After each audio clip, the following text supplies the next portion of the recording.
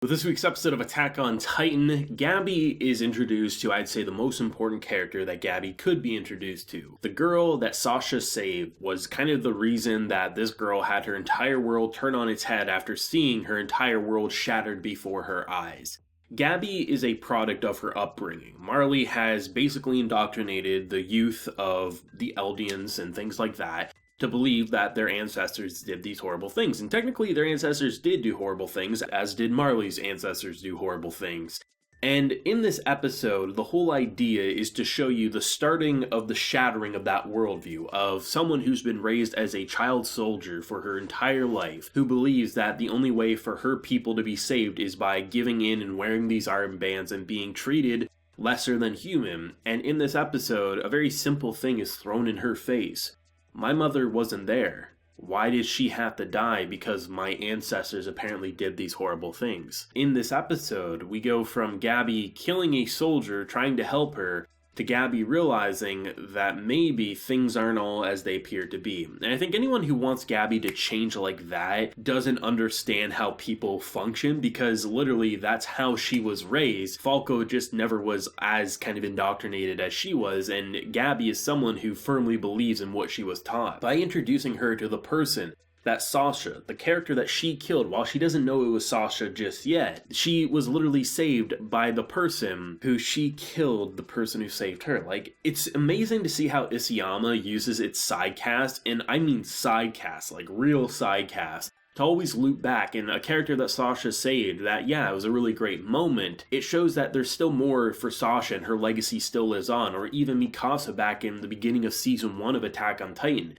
She saved a bunch of people trying to escape from the gates, and one of those characters was inspired by her dedication, which is why in the same episode, in this episode, she dedicates her own heart saying, like, I haven't forgotten, pretty much, have you? Someone was inspired, two people were actually inspired in this episode. And in past episodes, we have the character that Hsieh saved, and we have the character that Mikasa saved. And it's very two different perspectives. One, now basically working with what is considered to be terrorists by the government's eye. If you're going and leaking information to the press about Eren, you're being labeled as a traitor. And you're really starting to see the wedge be formed, where you're starting to see that some people are very much Eren enthusiasts, and others are saying, he basically launched a war without our approval, where others are saying he gave us a shot at freedom. The rumbling is our salvation. We'll use it. We'll work with this man. And then you have characters like Hanji saying, like, you're basically just taking things word of mouth from a stranger. But then they can throw it right back saying you're not letting us see Eren. Eren to many is seen as a savior, and then to others is seen as a terrorist. It's very interesting to see the divide be formed and how you're really in a very unstable territory.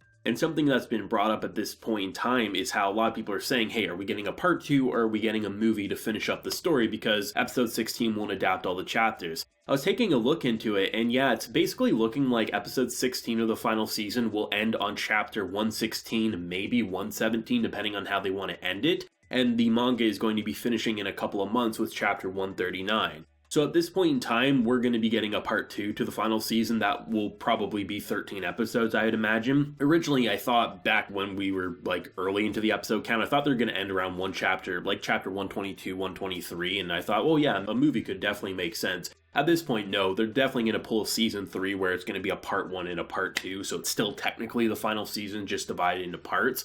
But I'm curious if we're going to have a year delay between it, or if there's going to be more Mappa will be able to maybe say, hey, you kind of killed us with the production time. Can we maybe have 2 years to make the final season because the animation is going to need it? So I guess time will tell, but I do want to throw that out there because I actually took a look and people are talking about it more. I'm like, oh yeah, it definitely seems like 116 to 117. So, I mean, it definitely seems like we'll have like a 12 to 13 episode part 2 down the road. It was always confirmed, Isayama has said many times, the full thing will be adapted. It's just a matter of how it will be adapted. And Attack on Titan is known for not really revealing things until it happens. I mean, for a long time, we didn't know who was animating this season, then we didn't know how many episodes it'd be, right? So just wanted to throw that out there. But this was an episode I was really excited for because I think Gabi, in terms of the endgame, has one of the most interesting character arcs, and Isayama has stated, like, the entire point of writing Gabi was to give you an Eren equivalent from Marley's side, but showing it in a much more fast pace sort of a sense because, you are in the endgame sort of a thing. And to see Gabi, who, yeah, she's vile in this episode, she's doing all these things, and then you get introduced to Sasha's father, who's just helping innocent kids,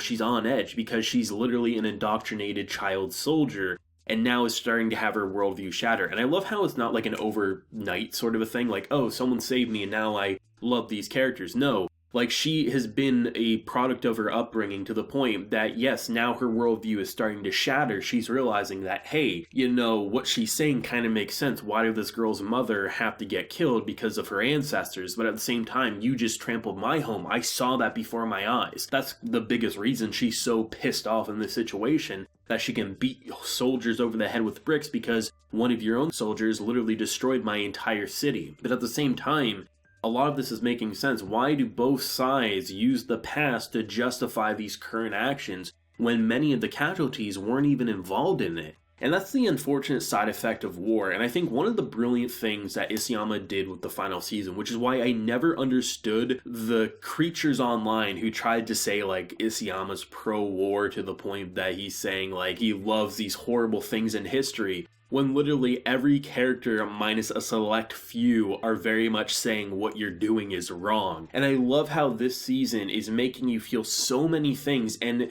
Gabi's voice actress is without a doubt one of the best performances in Attack on Titan. Don't get me wrong, Eren, he's in a league of his own, but I honestly think Gabi at this point in time has mirrored that one for one. The visceral reaction feels like a child who's had her entire worldview shattered, who has seen so much disaster just pop up on her front door, basically forming and kind of like making sure you understand the history that I've been taught is true. Look at these devils and what they're doing. The sins that her own people have done, she can basically look at it as being justified because of the past. She is a product of her upbringing, and I say it a lot, but it's such an important thing to understand, and you're starting to see the cracks form, and you're starting to see Falco and other voices slowly get through to her, and I love that about this episode. She infuriates you, but she does such a good job at the role she's given. The thing I'm most excited for is definitely to see the conversation between Eren, Mikasa, as well as Armin. We got to that last week where they're talking about wanting to do that. The preview's looking rather good, and even though these are technically the slower chapters of the final season,